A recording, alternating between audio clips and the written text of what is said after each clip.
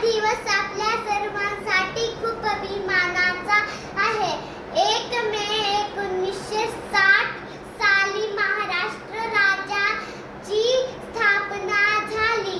या दिवशी छत्रपती शिवाजी महाराजांच्या कार्याचा गौरव केला जातो. हा दिवस महाराष्ट्राच्या इतिहासाची व संस्कृतीची आठवण करून देतो.